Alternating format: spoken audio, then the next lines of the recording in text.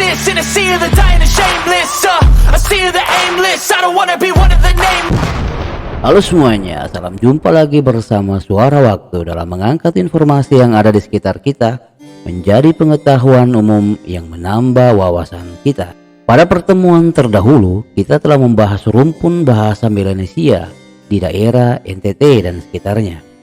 Di sana, kita menemukan kelompok bahasa Timor Alor Pantar yang saling berkerabatan satu sama lainnya.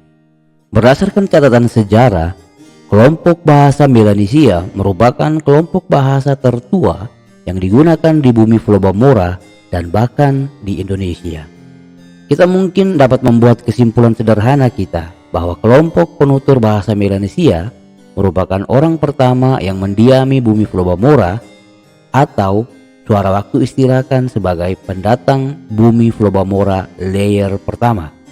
Kelompok bahasa kedua yang digunakan di bumi Flobamora adalah rumpun bahasa Austronesia. Beberapa ahli berspekulasi bahwa bahasa ini telah muncul di bumi Flobamora sekitar 3000 sampai 5000 tahun silam. Kelompok penutur rumpun bahasa ini diidentifikasi sebagai kelompok terbesar yang mendiami bumi Flobamora hari ini, bahkan juga terbesar di seluruh wilayah Nusantara, dan Suara Waktu mengelompokkan mereka sebagai pendatang bumi Flobamora layer kedua. Banyak catatan para ahli bahasa yang mengatakan bahwa terdapat cukup banyak kata yang berasal dari rumpun bahasa Austronesia yang dipinjam atau diadopsi oleh penutur dari rumpun bahasa Melanesia, dan begitu juga sebaliknya. Pengadopsian kata tersebut diperkirakan telah terjadi dalam jangka waktu yang cukup panjang, sehingga terjadi perubahan morfologi sana-sini dan secara sepintas terlihat seperti kosakata asli bahasa si peminjam. Proses pinjam-meminjam atau pengadopsian kata ini menunjukkan kepada kita bahwa telah terjadi kontak sosial antara kelompok Melanesia dan kelompok Austronesia jauh pada masa lalu. Kita tentu saja tidak mengetahui secara pasti kapan, di mana, dan bagaimana kontak itu terjadi. Tentu saja ada dinamika-dinamika yang terjadi dalam kontak semacam itu, namun kita hanya bisa mereka-reka seperti apa rupanya. Bisa kita katakan secara umum bahwa dari kedua kelompok inilah leluhur bumi Flobamora berasal. Sebelum masa penjelajahan bangsa Eropa, rumpun bahasa Austronesia dikatakan sebagai bahasa dengan kelompok sebaran penutur terluas di dunia. Penutur rumpun bahasa ini tersebar dari Madagaskar di sebelah barat sampai ke Pulau Ester di Samudra Pasifik di sebelah timur, dan dari Pulau Taiwan di utara hingga ke Selandia Baru di selatannya. Cukup banyak teori yang mengatakan bahwa rumpun bahasa ini berasal dari Taiwan dan mulai tersebar keluar daerah Taiwan sekitar 10.000 tahun yang lalu. Ada 3 jalur utama penyebarannya, yaitu yang pertama dari Taiwan menuju ke Filipina, kemudian Kalimantan, Jawa, Sumatera, dan Madagaskar. Yang kedua dari Taiwan kemudian ke Filipina, Sulawesi, Maluku, daerah Flobamora, dan berakhir di Australia.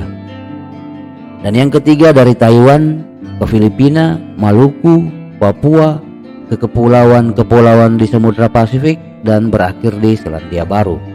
Kita tidak tahu secara pasti apakah para penjelajah yang keluar dari kepulauan Taiwan itu tersebar pada waktu yang bersamaan, berasal dari satu daerah yang sama dan menggunakan ragam bahasa yang sama, atau berasal dari daerah Taiwan yang berbeda-beda dengan ragam bahasa yang berbeda-beda pula. Beberapa arkeolog mengatakan bahwa mereka keluar pada saat yang hampir bersamaan berdasarkan bukti kebudayaan dan material peninggalan yang ditemukan. Namun ada arkeolog lain yang memiliki pandangan yang berseberangan dan mengatakan bahwa ada jarak waktu yang cukup lebar terkait kapan kelompok tersebut mulai meninggalkan Taiwan dan terbagi dalam beberapa periode eksodus. Terlepas bagaimana proses atau dinamika eksodus mereka dari kepulauan Taiwan, pada hari ini kita mengetahui bahwa kelompok ini adalah kelompok yang paling dominan di bumi Flobamora. Dan salah satu bukti yang mereka tinggalkan yang tak lekang dimakan waktu adalah bahasa. Rumpun bahasa Austronesia mulai teridentifikasi di bumi Flobamora sejak sekitar 3.000 sampai 5.000 tahun yang lalu. Berdasarkan unsur-unsur fonologis dan juga keterikatan gramatikal, terdapat dua kelompok besar penutur rumpun bahasa Austronesia di bumi Fulbamora, yaitu kelompok Ambon Timor dan kelompok Bima Sumba. Dalam silsilah bahasa Austronesia, kedua kelompok bahasa tersebut merupakan keturunan dari kelompok bahasa Melayu Polinesia Tengah atau Central Malay Polynesian atau yang biasa disingkat CMP. Yang dimaksudkan dengan kelompok bahasa Ambon Timor adalah salah satu kelompok penutur rumpun bahasa Austronesia yang diasumsikan bahwa titik awal penyebarannya berasal dari daerah Maluku, Ambon, dan titik akhirnya berada di daerah Timor dan sekitarnya. Kelompok ini menurunkan dua kelompok penutur, yaitu kelompok Flores bagian timur dan kelompok Timorik. Kelompok Flores bagian timur menurunkan tiga kelompok penutur, yaitu kelompok Sika, kelompok Lama Holot, dan kelompok Kedang.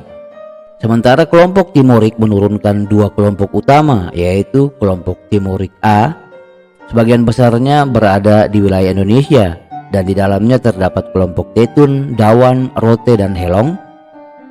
Dan kelompok Timorik B. Sebagian besarnya berada di wilayah Timur Leste dan di dalamnya terdapat kelompok seperti Tuku Dede dan kelompok Kemak. Yang dimaksud dengan kelompok Bima Sumba adalah salah satu kelompok penutur rumpun bahasa Austronesia yang diasumsikan bahwa titik penyebaran awalnya berasal dari daerah Bima di NTB dan titik akhirnya berada di daerah Sumba dan sekitarnya. Kelompok ini menurunkan dua kelompok penutur, yaitu kelompok Flores bagian barat dan kelompok Sumba Hawu. Kelompok Flores bagian barat menurunkan dua kelompok penutur baru, yaitu kelompok Manggaraik dan kelompok Flores Tengah. Kelompok Manggaraik terdiri dari beberapa kelompok bahasa yang lebih kecil dan juga ada beberapa dialek yang tersebar di daerah Manggarai. Sementara kelompok Flores Tengah, kelompok ini tersebar di 3 kabupaten di Sentral Flores, yaitu Kabupaten Ende, Nagekeo, dan Ngada.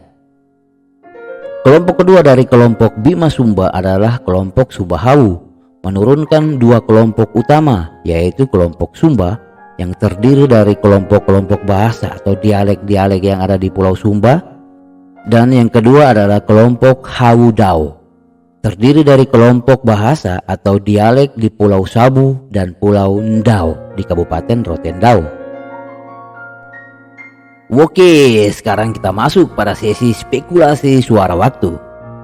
Sejauh pembahasan kita, baru ada 2 layer pendatang yang kita angkat. Jadi kita batasi dulu spekulasi kita kali ini, cukup sampai pada 2 layer itu saja dulu. Pendatang layer pertama, kelompok Melanesia. Perkiraan waktu kedatangannya di bumi Fulbamora adalah sekitar 30.000 sampai 50.000 tahun yang lalu. Pada saat mereka tiba di Fulbamora, sangat besar kemungkinan yang mereka temukan adalah lahan kosong tanpa penghuni. Jadi mereka dapat disimpulkan sebagai penghuni pertama Fulbamora. Spekulasi yang pertama, tempat tinggal mereka mula-mula mungkin di seputaran wilayah Flores bagian barat. Karena salah satu pola hidup mereka adalah food gathering atau mengumpulkan makanan dari alam, maka mereka menyusuri setiap jengkal lahan yang ada di bumi Fulbamora untuk memperoleh makanan. Ada yang sampai ke ujung timur, ada yang di seputaran Alor dan sebagainya. Mungkin karena sudah terlalu jauh dari tempat tinggal mereka mula-mula sehingga kalau mau kembali rasanya capek bro. Sehingga kemudian mereka menetap di sana. Atau juga mungkin karena mereka punya jiwa bolang yang sangat tinggi sehingga selalu tertantang untuk mencari suasana baru. Ingat, peristiwa ini terjadi pada zaman Pleistosen akhir, di mana permukaan air laut masih sangat terendah sehingga beberapa daratan masih terhubung satu sama lainnya. Jadi tidak sulit bagi mereka untuk melakukan perjalanan tersebut. Mungkin saja anak cucu mereka lah yang mengalami masa akhir zaman es, di mana kemudian level permukaan air laut meningkat pesat dan menenggelamkan beberapa dataran rendah dan membuat Fulbamora kita terpisah ke dalam beberapa pulau. Ada cerita yang hampir identik di setiap daerah tentang tragedi pulau yang tenggelam atau daratan yang terputus oleh genangan air laut. Mungkin berasal dari ingatan-ingatan dari kelompok ini. Mungkin saja. Tetapi dapat kita katakan bahwa kelompok ini adalah penguasa tunggal bumi Pulau Bamora, setidaknya sampai sekitar 10.000 sampai 1.000 tahun yang lalu, sebelum kedatangan pendatang layer kedua, kelompok Austronesia, yang membawa kita kepada spekulasi yang kedua. Kedatangan kelompok Austronesia menghadirkan konflik perebutan lahan, tetapi bukan lahan parkir, bro. Konflik di wilayah barat Pulau Bamora antara kelompok Melanesia dan kelompok Austronesia basis Bima Sumba dimenangkan oleh kelompok Austronesia, sehingga sebagian anggota kelompok Melanesia harus meninggalkan lokasi tersebut dan mungkin saja pergi ke arah timur. Sementara pertahanan kelompok Melanesia di sebelah timur Pulau Bamora terbilang cukup tangguh, membuat kelompok Austronesia basis Ambon Timur tidak mampu mendominasinya, dan khusus di daerah utara, terutama wilayah Alor dan sekitarnya, kelompok Melanesia hampir bisa dikatakan mengalami kemenangan mutlak. Hal tersebut mendorong sebagian besar kelompok Austronesia cabang Ambon Timur untuk terus merangsek ke arah selatan sampai ke wilayah Pulau Timur dan sekitarnya, dan sebagiannya lagi bergerak ke arah barat ke daerah sekitar Flores Timur dan Sika. Kelompok yang bergerak ke arah barat ini mungkin saja karena didera oleh kelelahan perang atau alasan lainnya, mereka kemudian tidak ingin menciptakan konflik baru dan berusaha untuk hidup berdampingan dengan kelompok Melanesia. Spekulasi yang cukup liar. Namun jika tidak setuju dengan spekulasi ini tidak jadi masalah. Kita bisa kembali pada teori mainstream bahwa pendatang baru berusaha untuk mencari lahan baru yang masih kosong untuk dihuni. Kita kemudian mulai mereka-reka kira-kira lahan di daerah mana saja yang masih kosong pada saat itu untuk dapat didatangi dan dihuni dengan aman dan damai. Cukup dulu, nanti panjang. Kita kembali kepada spekulasi.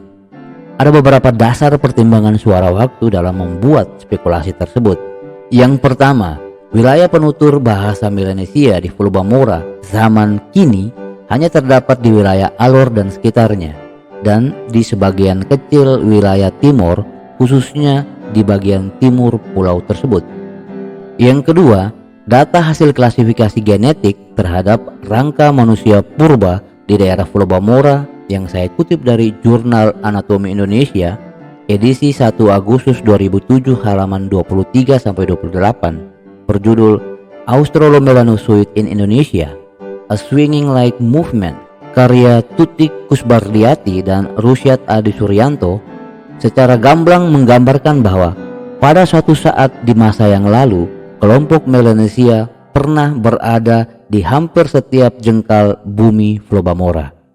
Dan yang ketiga adalah tingkat pembauran genetik yang tinggi antara kelompok Austronesia dan kelompok Melanozoid di daerah Flores Timur dan sekitarnya, seperti yang suara waktu kutip dari jurnal pendidikan yang dipublikasikan oleh ResearchGate pada bulan Desember tahun 2017 berjudul Pitarah Manusia Nusa Tenggara Timur berdasarkan cerita kromosom Y, karya Meti O.F.I. Tefu dan Ferry Verdi Karwor. Itulah gambaran secara umum tentang rumpun bahasa Austronesia di bumi Pulau Bamora. Apakah kalian menemukan benang merah terkait asal-usul leluhur manusia Pulau Bamora atau sistem kekerabatan dan mungkin juga kesamaan adat istiadat dan budaya di beberapa daerah di Pulau Bamora berdasarkan pemaparan ini? Suara waktu berusaha untuk menyibak tabir sejarah penyebaran leluhur di masa lalu dengan menggunakan bahasa sebagai jendela untuk sekedar mengintip jejak-jejak yang mereka tinggalkan. Para arkeolog dan ahli sejarah tentu memiliki jawaban mereka sendiri, atau mungkin Anda juga mempunyai jawaban Anda sendiri, dan tentu saja Anda juga bisa menarik benang merah dari kajian-kajian yang berusaha diangkat oleh suara waktu. Sampai pada titik ini, kita masih baru memiliki 2 layer pendatang di daerah Pulau Bamora. Perubahan atau kelahiran bahasa baru dari satu keluarga bahasa yang sama bukan tidak mungkin diakibatkan oleh layer-layer baru pendatang di bumi Pulau Bamora. Pada pertemuan selanjutnya kita akan mengupas lebih detail tentang kelompok Ambon Timor dan kelompok Bima Sumba. Ikuti terus channel kami Suara Waktu yang didedikasikan khusus untuk mengangkat segala sesuatu tentang Lobang Mora agar menambah wawasan dan rasa cinta kita kepada Nusantara Mini ini. Jangan lupa menekan tombol like jika kalian menyukai konten ini. Kalian juga dapat membantu kami mengembangkan channel ini dengan menekan tombol subscribe, juga agar kalian bisa mendapatkan update informasi-informasi terbaru dari channel ini. Kalian juga dapat menyimak informasi yang sama pada halaman website kami yang linknya tertera pada kolom deskripsi di bawah video ini. Akhirnya sekian dulu pertemuan kita pada hari ini dan ciao.